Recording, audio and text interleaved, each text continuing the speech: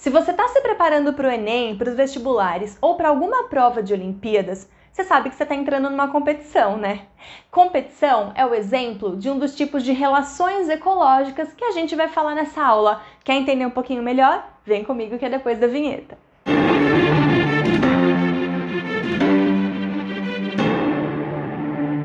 Bom, então hoje a gente vai falar sobre relações ecológicas e a nossa lousa tá aí bonitinha, especialmente decorada por um grande artista, que é o meu filho Eduardo, e ele veio aqui me ajudar a desenhar para representar essa aula para vocês.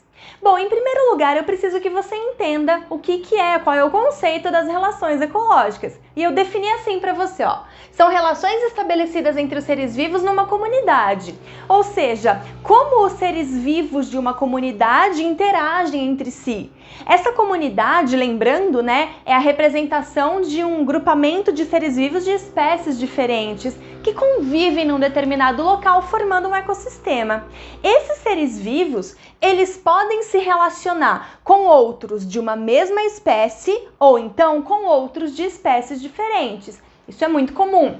Quando a gente tem a relação entre indivíduos de uma mesma espécie, a gente chama isso de relações intraespecíficas, simbolizadas aí pelo símbolo do igual. E quando a gente tem espécies diferentes se relacionando numa comunidade, a gente tem as relações ditas interespecíficas, obviamente aí simbolizadas pelo símbolo do diferente. Acontece que essas relações que são estabelecidas entre esses indivíduos, elas podem ser de duas formas, harmônicas ou desarmônicas. O que define uma relação harmônica? É uma relação que vai trazer um benefício para alguma das espécies envolvidas ou então que não vai ter prejuízo. É a forma mais correta da gente classificar. Não ter prejuízo. Por quê, Flávia? Porque às vezes a relação para alguém ali, ela é indiferente.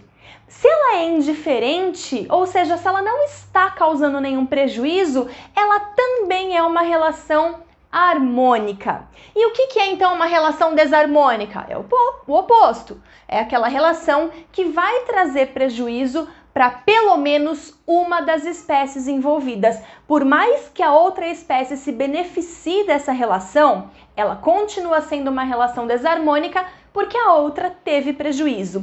As relações harmônicas são beneficiadas então pelo símbolo de positivo ou então pelo símbolo do vazio, que significa que é uma relação indiferente, não tem prejuízo, mas também não tem benefício. Agora, as desarmônicas, elas são simbolizadas pelo símbolo de menos. E eu coloquei aqui um quadro bem esquemático para a gente entender quais são essas relações. Então vamos lá. Vamos começar falando das relações harmônicas, que são aquelas que não geram prejuízo ou até que geram benefício para os indivíduos que estão envolvidos.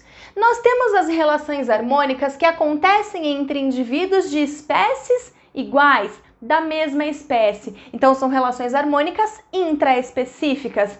E são elas: colônia, sociedade e bando. Vamos falar um pouquinho melhor sobre todas elas. A colônia é uma relação que traz benefício para todos os indivíduos envolvidos, por isso ela é mais intraespecífica. E a colônia consiste no agrupamento físico entre esses indivíduos, eles estão unidos fisicamente.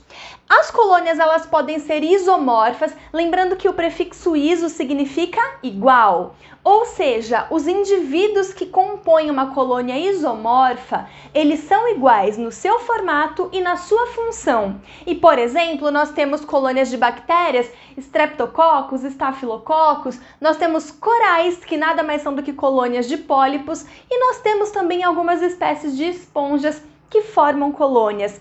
Já as colônias heteromorfas, elas têm esse nome porque a forma e a função dos indivíduos envolvidos é diferente, hétero, diferente. E como exemplo principal e mais famoso, nós temos a caravela portuguesa. A caravela, ela é formada de um indivíduo flutuante, que parece um saquinho, e indivíduos que ficam embaixo da superfície da água, que ficam fazendo a captura de alimentos ali. Muito bem. Outro tipo de relação harmônica intraespecífica é a sociedade. E olha só, a grande diferença entre colônia e sociedade é que na sociedade não há um agrupamento físico, os indivíduos vivem fisicamente independentes, porém existe uma divisão de funções. Na realidade, quando a gente fala de colônias, sendo elas isomorfas ou heteromorfas, cada indivíduo está produzindo alguma coisa, está agindo de alguma forma, sendo que cada atividade desses indivíduos de forma separada trazem benefício para o todo. E na sociedade é a mesma coisa. Acontece que cada tipo de indivíduo de uma sociedade vai desempenhar uma função diferente, o que é muito mais parecido com uma colônia heteromorfa do que com uma colônia isomorfa, né, que tem funções iguais. De qualquer forma, o que vai acontecer? Todos os indivíduos estão trabalhando, cada um desempenhando o seu papel para que a sociedade como um todo tenha equilíbrio, tenha um bom funcionamento. Nós temos exemplos clássicos de sociedade, nós vivemos em sociedade, né? Mas nós temos aí abelhas, cupins e formigas. Então a gente tem, por exemplo, abelha, a gente tem abelhas que fazem reprodução, abelhas que fazem a colmeia, abelhas que cuidam das larvas, enfim. Existem diferentes tipos de seres vivos, né? Diferentes tipos de indivíduos dentro de uma sociedade para desempenhar aí a sua função. E por fim, nós temos também como relação harmônica intraespecífica o bando. O bando, que também pode ser chamado de reuniões, também são relações benéficas, só que ela tem tempo para acontecer. É uma relação temporária e é muito comum isso acontecer em aves migratórias. Então elas se reúnem em bando para que elas possam migrar por conta de buscar uma temperatura mais adequada, por conta de reprodução. Isso também pode acontecer com gafanhotos. Recentemente, nós tivemos caso de nuvem de gafanhoto que estava para chegar aqui no Brasil e causar uma devastação da nossa agricultura. Na realidade, os gafanhotos, na maior parte das vezes, eles têm um hábito de vida solitário, só que eles se reúnem em bandos para poder fazer essas migrações, principalmente com o objetivo de fazer acasalamento. Bom, nós temos também as relações harmônicas que são entre indivíduos de espécies diferentes e são elas mutualismo, comensalismo e inquilinismo. O mutualismo é uma relação benéfica para ambas as espécies envolvidas. E olha só, ela é benéfica e antigamente a gente dizia assim, ela é benéfica e obrigatória. A gente ainda usa o termo obrigatório para determinados tipos de mutualismo. No mutualismo, o auxílio é mútuo, então as duas espécies vão se beneficiar e quando ela é obrigatória, significa que essas espécies não conseguem sobreviver se elas estiverem separadas. Os exemplos clássicos que a gente tem são os líquens, que são associações entre algas e fungos, são as micorrizas, entre raízes de plantas e cupins. Flávia, cupim não é sociedade? É, mas em determinadas situações eles podem desempenhar mutualismo. Isso pode acontecer. Muito bem. Existe atualmente, na literatura mais atual, existe um mutualismo que é chamado de optativo. E o que é o mutualismo optativo? É aquele que a gente chamava anteriormente de protocooperação, que é uma relação onde os dois indivíduos se beneficiam também, porém ela não é obrigatória. Então, antes a gente fazia termos separados, mutualismo e protocooperação. Hoje, a gente diz mutualismo obrigatório e mutualismo optativo. E os clássicos exemplos que a gente tem de mutualismo optativo são o pássaro palito, muito bem representado aqui pelo Eduardo, junto com o crocodilo. Então, o que acontece? O crocodilo, quando ele come, ele fica com restos de comida ali nos seus dentes, né? E isso, claro, vai gerar uma proliferação de bactérias ali. E tudo bem ele viver com isso. Acontece que se ele tiver esses dentes limpos, pode ser melhor, né? Então, quando ele abre a boca, que ele tá ali adquirindo calor do ambiente, o pássaro palito pousa dentro da boca dele e começa a comer aqueles restinhos de comida, de carne que estão presos ali no dente dele, fazendo uma boa higiene bucal no crocodilo. Ambos podem viver sem essa relação? Claro, para o crocodilo tanto faz, para o pássaro palito tanto faz, ele pode buscar comida em outro lugar, mas é uma relação que pode beneficiar os dois também. E outra relação clássica da garça com o boi, o que acontece? Elas acabam comendo os carrapatos que ficam ali no boi e essa relação também pode ser benéfica para ambos. Muito bem, nós temos então o comensalismo, outro tipo de relação onde um indivíduo, uma das espécies, tem benefício, porém para outra é indiferente essa relação, tanto faz se ela está acontecendo ou se ela não está acontecendo. E como que a gente define comensalismo? Como o aproveitamento de restos alimentares. Então o indivíduo come e o resto do alimento que sobrou ali pode ser aproveitado para um outro indivíduo. Esse indivíduo que está aproveitando dos restos, ele tem benefício. Agora, para o indivíduo que já comeu e largou o resto de comida ali, tanto faz se alguém vai comer aquilo, se alguém não vai comer aquilo, porque ele já está satisfeito.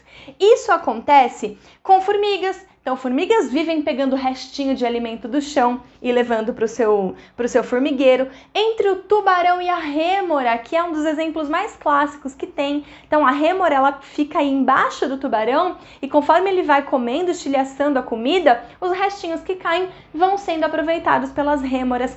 E também, olha só, a gente não pode se esquecer dessa relação aqui, ó, entre hienas e leão.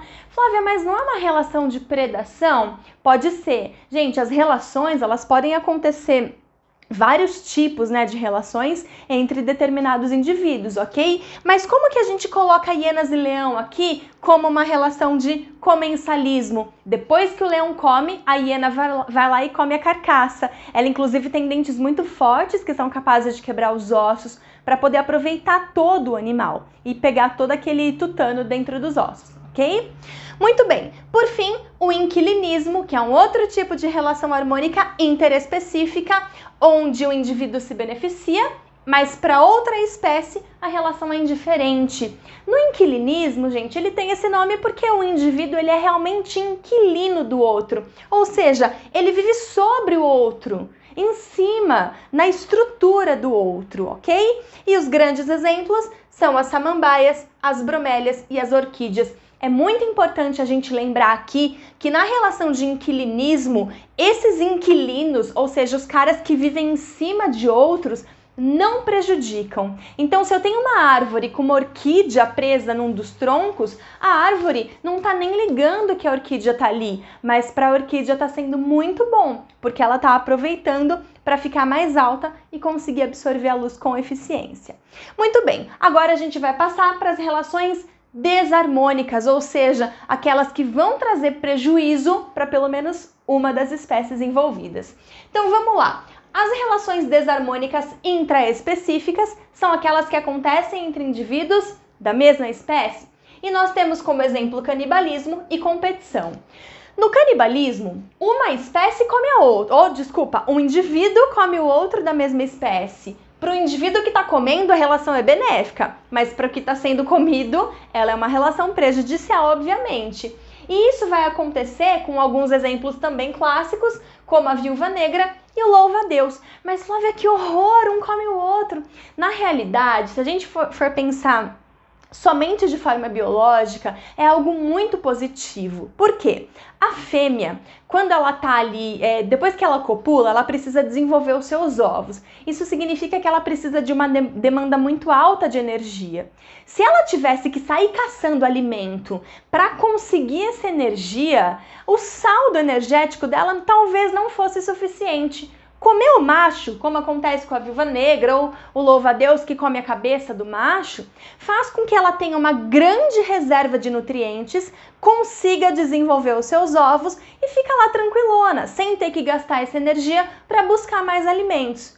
Mas, Flávia, para o macho, tadinho, para o macho é terrível. Sim, para o macho é uma relação prejudicial enquanto indivíduo. Mas se a gente conseguir pensar abrangendo aí a espécie como um todo, num sentido evolutivo, olha que legal, o macho ele favorece o desenvolvimento da sua prole, ele garante que a sua prole esteja ali fortona para conseguir gerar mais descendentes e perpetuar a espécie. Tudo bem? Na competição, os dois indivíduos que estão envolvidos ali naquela relação, eles num primeiro momento, eles são ambos prejudicados. Por quê? Porque mesmo que depois da competição alguém saia vitorioso, é uma relação que houve desgaste num primeiro momento, houve perda de energia. Quando a competição é entre indivíduos da mesma espécie, a gente pode pensar que essa competição ela acontece por recursos ou ainda por reprodução, né? Principalmente aí por reprodução. Agora, eu já vou pegar o gancho aqui da competição e vou vir para essa aqui, ó, uma competição interespecífica, ou seja, entre indivíduos de espécies diferentes. Também acontece, Flávia? Também acontece. É claro, eu não vou ter uma competição aqui por reprodução, mas eu vou ter uma competição por recursos do ambiente, por luz, por água, por espaço, por alimento, ok? Mas da mesma forma, num primeiro momento, há um desgaste de energia, portanto, ela é prejudicial para ambos, até que alguma das espécies consiga se beneficiar. Continuando aqui as relações desarmônicas interespecíficas, nós temos o amensalismo. O amensalismo é uma relação que é benéfica para um indivíduo, porém prejudicial para outro. E ele consiste na liberação de substâncias químicas por um determinado indivíduo que vão prejudicar, vão até matar o outro indivíduo envolvido nessa relação. O exemplo clássico que acontece de amensalismo, você aprende quando estamos falando sobre o desenvolvimento dos antibióticos. Fleming, quando ele largou aquela placa de Petri cheia de cultura de bactéria ali, esqueceu, voltou 3 dias depois, ele percebeu o quê? Que existiam pontos diferentes naquela placa de Petri e em volta desses pontos não tinha mais bactéria. Quando ele foi analisar, ele percebeu que aqueles pontos eram culturas de fungos que estavam crescendo na sua placa de bactérias. E a substância produzida pelos fungos eliminou as bactérias que estavam ali pertinho. Então ele produziu o primeiro antibiótico que ele chamou de penicilina. Mas isso também pode acontecer com eucaliptos. Os eucaliptos, no seu metabolismo, eles acabam liberando substâncias que acabam prejudicando, que acabam inibindo o crescimento de grama. É por isso que onde tem muito eucalipto, não costuma ter muita grama. Bom, a gente tem também aqui, como relação desarmônica intraespecífica, o parasitismo, que é uma relação benéfica para o parasita, porém ela é prejudicial para o hospedeiro. Esse hospedeiro, ele fornece, né, subsídio para o desenvolvimento do parasita. Ou seja, o parasita, ele vive às custas do hospedeiro. Essa outra espécie aqui, vou até escrever, é o hospedeiro. Muito bem. O parasitismo também pode ser dividido em 2 tipos. Ectoparasitismo e endoparasitismo. O que é um ectoparasita? O prefixo ecto significa fora, então ele é um parasita externo que vive fora do corpo. E como exemplos a gente tem carrapato, piolho, pulga. Já um endoparasita é um parasita que vive dentro do corpo do hospedeiro. E aí nós temos vários representantes: vermes, vírus, protozoários, bactérias. Não vou deixar de citar aqui para você o cipó-chumbo. O cipó-chumbo, ele é um parasita, porque as suas raízes conseguem penetrar nos vasos lenhosos da outra planta que ele está parasitando e sugar a seiva. Muito bem. E agora vamos falar da herbivoria, né? A herbivoria e a predação, a gente pode falar até junto. Por quê? Ambas são um indivíduo consumindo o outro indivíduo de uma espécie diferente. Eu não estou falando de canibalismo, não. Então, tanto na herbivoria quanto na predação, um indivíduo come o outro indivíduo. Qual é a diferença entre herbivoria e predação? Na herbivoria, o alimento é um vegetal. Então, eu estou falando aqui dos consumidores primários, que são caras que se alimentam de vegetais, que se alimentam de produtores. E na predação, eu estou falando de indivíduos que se alimentam de outros animais, tá? Então, olha essa diferença, vegetais e animais. Tem mais uma diferença importante. A herbivoria, ela não leva necessariamente à morte do vegetal. Então, eu posso ter indivíduos que se alimentam só das folhas ou só das flores, enfim. Então, não necessariamente eu vou levar à morte desse vegetal. Agora, na predação, obrigatoriamente, o cara que preda, né, o predador, ele gera a morte da presa porque ele se alimenta dela, tá? Então essa é outra diferença importante também. Bom, tá aqui, essas são as principais relações e os exemplos mais clássicos que acontecem delas. Eu espero que você tenha entendido. Diz aí pra mim se você gostou da aula, se você gostou da lousa do desenho do Eduardo. Se tiver qualquer dúvida, eu vou ter um grande prazer em te ajudar. Um beijo, até a próxima!